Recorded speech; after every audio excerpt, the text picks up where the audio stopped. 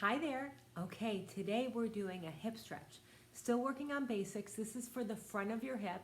When we sit for an extended period of time, what happens is the muscles that we call the hip flexors that go all the way from the lower rib cage along the spine, down past the inner thigh, and attach at the back of the thigh. These are called the psoas, iliopsoas muscles right there.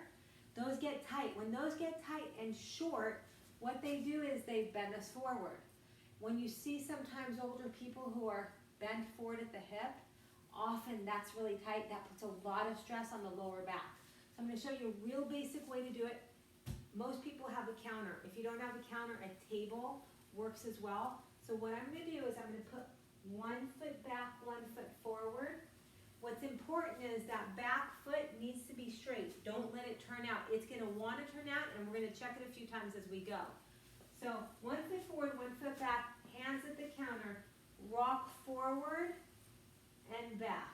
As you rock forward, this is what I expect you to feel. As I'm coming forward, I'm sort of tucking my hips. I'm not arching my back. I'm tucking my hips, and that's going to give me more stretch. Plus, it's going to support my back.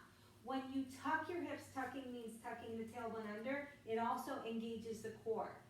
So I'm going to do about 5 reps forward and back. Then what I'm going to do is I'm going to hold it forward, and I'm going to rock right and rock left. I like to put my hands wide, just like that. Now I'm going to go circles, tucking the hips as I go. Change directions. Now I'm going to look down at that foot. Did it turn out? If it did, I'm turning it back straight. This next one, I'm going to take my right foot over to the left and do a few reps there. Trying to keep my back foot somewhat flat. The heel might come up a little bit. And now I'm going to take my right foot to the right. I'm still keeping my back foot straight forward. This really opens up the groin side of that hip. Now I'm going to go back and forth. Left and right. And left and right. Let's do a couple more. This also serves to loosen, lubricate, activate your foot and ankle. So this is a great one. Okay, stop there. Now I'm going to show you from the back end what that looks like so you have a different view, a different angle, so you understand. Okay. Want to get that foot, there we go. Okay, so other foot, I'm not making sure I'm not turning that foot out. So foot is straight or even slightly turned in. I'm going to rock forward and back, tucking that right hip, lifting my chest. You should feel this in the front of the hip, stretching. Stay forward, go right and left. Right and left. Super important muscle to hydrate, loosen, and become aware of. Let's go circles because, again, if it gets tight, it puts a lot of shear force on the lower back, and that is more stress than that lower back needs. Especially as we get weaker in the core because we're sitting a lot, then you've got shear forces coming forward, and that can really be the cause of a lot of problems. Okay, I'm going to look down at my foot. Did my foot turn out? No. Good, or if it did, turn it back straight. I'm actually turning my foot in a little bit. I'm going to turn across and go across. This is a great stretch for the foot, ankle, arch of the foot. It also stretches right through here. Then the other direction. Make sure the foot stays straight. This is the arch side of the foot and the groin side of the hip. Now I'm going to go back and forth. Right and left. This is called a three-dimensional dynamic hip flexor stretch. We do it at a counter. We can also do it in a doorway. Stop there. Move the hips right and left. Let me show you real quick what it looks like in the doorway. Some people like that version as well. Okay, I'm going to go in the doorway.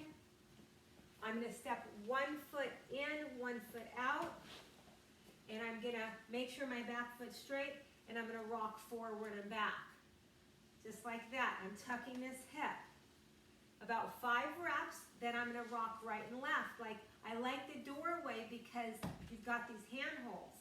Most people have a doorway. Let's go circles. I'm not doing as many reps just so I keep this short, change directions.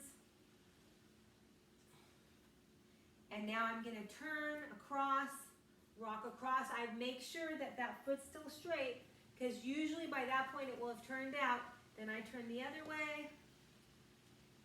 So good for this whole part of that hip. This helps relieve stress on the back. I'm gonna go back and forth. By the way, when you're doing these movements, these three-dimensional stretches, this is also activating my core. So I'm working my core as well.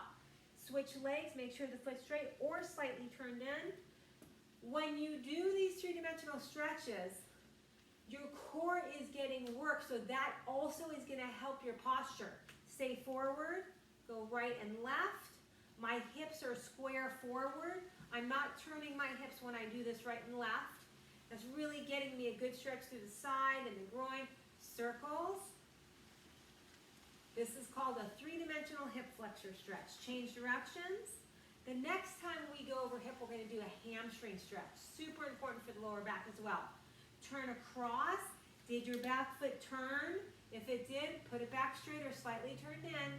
Turn out to the other side. And now I'm going to go back and forth. Super simple, super juicy. The foot and ankle wake up. You have a better foot and ankle, better hips. Your lower back and your knees are going to thank you for that. Thank you so much. I'll see you tomorrow.